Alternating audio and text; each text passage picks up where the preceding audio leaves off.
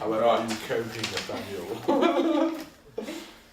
How much money do I need to start a business? Oh, good question. Millions of pounds. Or nothing.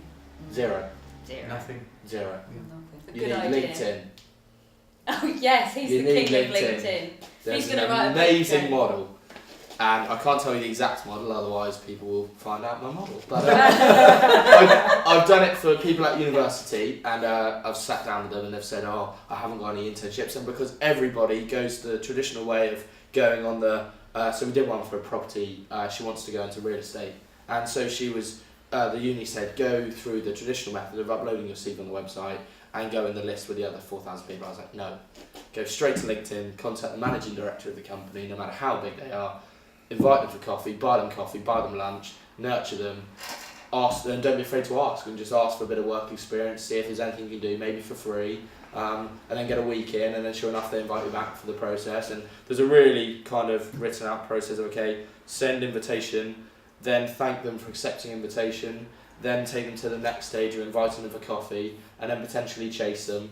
And then once you've met them for coffee, thank them for having time for coffee, and then take them to stage 2, which is lunch. It was lovely to meet. I'd love to keep in touch. Can we now meet for lunch? How does this date suit? And then you take them through the process, and it works 99 times out of 100. With no money, it's free. Yeah. It's free, but you might get banned from LinkedIn. I've been banned twice. Have you? So you have to be very careful.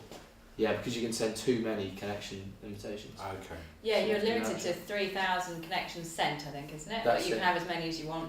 That's it. But in the early days, I was just so desperate to find someone to help me. I just connected with the world. Yeah. You did really make it work for you, though, didn't you? Yeah, it's definitely worked, and it's worked for a couple of family members and friends at university just by going against being a salmon and swimming upstream. That's awesome. Yeah. Sorry, I was going to say that comes down to creating relationships, doesn't it? Definitely. So actually business, I think, across the board is not about what you're doing, actually. It's just about, you've got to deliver value, but it's all about who you know. It's all about the schmooze. And those connections. It's all about the schmooze. schmooze. That's what you do, isn't it? Yeah. It's just, it's creating a real relationship, based on that was enjoyable. I like this person. And, you quickly see if you don't like people, I think it's personality before that. I think that if you look in Nathan's case, he had drive and enthusiasm and tenacity and knew where he wanted to go, and who in business doesn't want to buy that? Well, so going back to the LinkedIn thing, the important thing is you find someone in your industry that went to either from the same demographic or the same school because they see themselves in you. So like, amazing, this person's from Norwich, and I'm in Norwich, and I'm now working for a multi-million-pound company in London, but I remember when I was living in Norwich, and Norwich was really remote, and I couldn't get any kind of breaks, and then they go, oh, okay, let's help this person. They want to nurture you, which I think exactly. we do, don't we? Actually, we all want to help people, don't we? Yeah, mentoring is huge. And finding a mentor, I think it's huge and important. And again, it goes back to how much money do I need? Well, if you can find a good mentor, not all of them charge. To start with, you can always upgrade a mentor, but if you start with someone that doesn't charge, and maybe you take them for dinner or do something, and then you can go out and the whole lean startup model of, okay, you can get a basic site, you can get basic to start with, and then just upgrade as you go. I use a similar kind of principle in my Facebook group. So I get all my members in my Facebook group, I'll invite them personally to jump on a call with me. And that's what with clients over and over again, and that's completely free and not a penny. That works really well. And it's low risk, isn't it? There's no risk there. And also I think a lot of people are starting businesses alongside a current job. So they don't, but that you can definitely invest. I think that's another thing. There are definitely, I mean, if you come to me and you say, can you create my brand? Then I'll say yes, and there's a fee to be paid to do that. And it's not £5 because it's taken me 14 years of working and doing every single day, working and doing that, and I'm paying a fortune to go on courses and learning stuff, meeting people and all of that. So you're paying for all of that to create it. So it's not a 5-minute thing, but at the same time, you don't have to go down that route straight away. You could just use a piece of text that's not copyright, that's copyright free, a free font, and that's then your logo for now. And then you just get a couple of pictures off some free stock sites, write some copy, and do some free online. There's so much free stuff out there to learn that can help you. Because I know we've been talking about the fact that you can't do everything, but at the beginning there's elements that you have to do, and it's always good, I think, to learn how to do some stuff so that it helps you when you're outsourcing to figure out what you need. And to see You can that save a BS lot in of you. money that way. Yeah, as well. exactly. You've got to manage expectations Yeah. though, because although yes, you can start a business with no money, don't then expect your business to absolutely might fly, absolutely. Yeah. But I'm going to be a millionaire next there week. is no Yeah. substitute to getting people in that know what they're doing, and whether you find an angel investor or you go to the bank and get a loan, whatever it is, that I think you're going to be much more a better chance of success doing that. And go networking, because I think a lot of the thing as well is it's very easy at the beginning to get drawn in to people who will sell you this big thing of what they can do to help you get your business off the ground, and in actual fact that's not always the case. I'm very honest and say if I create a brand for you, that's just the foundations. You then build on that to create the bigger picture. It's just giving you a good basis. Like a logo, people think, oh, I have to go and get a logo done. But in actual fact, it's remembering that a logo is just a mark.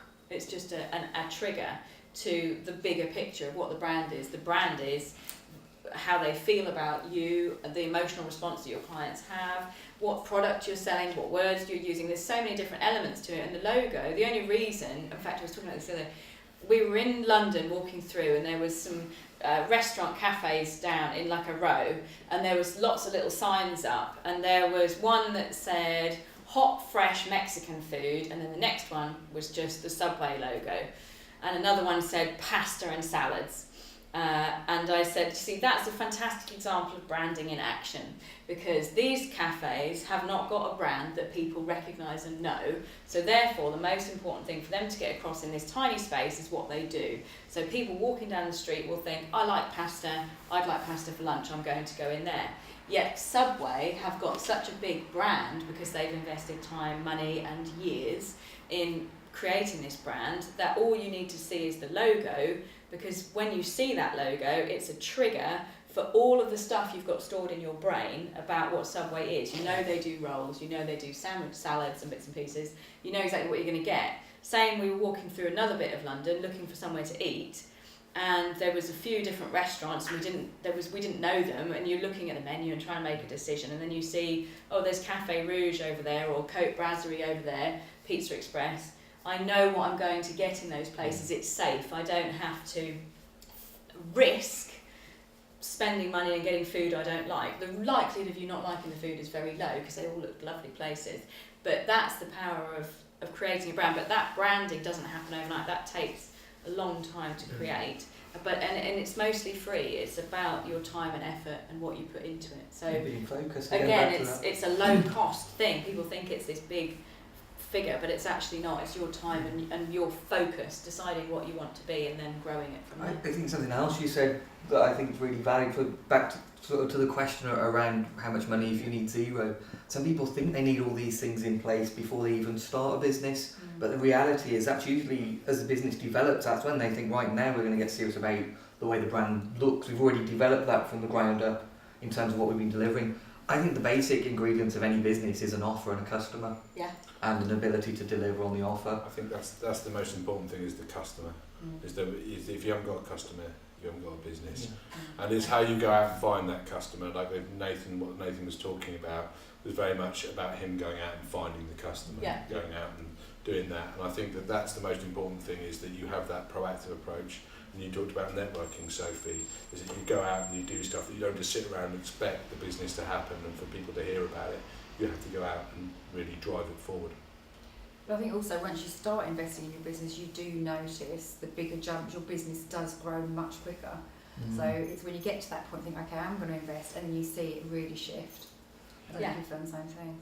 The thing as well as partnerships is that any startup or anything that I'd always encourage them to look at someone that's doing a similar offering but much bigger, and then that's what we've done, gone to the big agencies and said, oh look, you're doing websites for 20 grand, when you get a lead for under 10 grand, let us know and we'll happily give you a kickback, and that kind of feeds your business, and then you can kind of start with them, and then you can start to offer 20 grand websites when you're at that stage. Again, that comes back to knowing your customer though, doesn't it? Yes. Knowing where they are, knowing how to find them, and that seems like that's a brilliant strategy, because as you say, it's completely lean. It's just it's legwork, isn't it? That's it. But it's also like creating content, isn't it? People think like digital products, and it's I don't think it's a big secret, but a lot of people who create digital courses or digital products will do their market research by selling it first. And if no one buys it, you don't create the content. And the big mistake that people do, and you'll know that through various things that we're connected with, is that people will create, because they get excited about creating the course, it's got so much value, it's all of this, but then they haven't actually got any customers. So when it comes down to it, they've wasted all that time because they haven't actually got the clients in the first place. And that can be quite soul That's interesting actually, because we built a course. We never sold it in the end, but we built a course by actually inviting 12 people to a room to record it. That was going to be the course for sale, and we didn't sell it because it kind of clashes with our product ecosystem. But I just thought, well, we made 12 grand making the course. We didn't, the offer. We made the offer, found the customers, delivered on the process. There was no branding around it. It didn't exist. It was just made up. But we got 12 people in a room that all paid £1,000 and recorded it. And the course itself came out that wasn't perfect. We didn't really video it properly. We should have used some professionals. My first town guide I did years ago, 2006, 2005. I decided, it was a local village to me, it was nice, and they didn't have it, they just literally had a comp slip of a map and that was it. And I said, we could do something really nice here, so why don't we do a town guide? Went to the chamber, did all the bits and pieces, and I sold all of the advertising in that off the phone and from walking around, and it didn't exist. So I was literally just had a PDF with a picture of what the cover might look like and said, this is what I'm selling. And I got the money to produce it off the back of that. So again, there was nothing there. I was not selling anything. And very easily, you can see why people get caught out, that I could have just gone, thanks, bye. But people trust you mostly. And as long as you can sell them on the dream of what you're trying to create, actually often people will back you before you've even got, it's like Kickstarter, crowdfunder, all these things, there's ways of doing it without having that money up front. Yeah.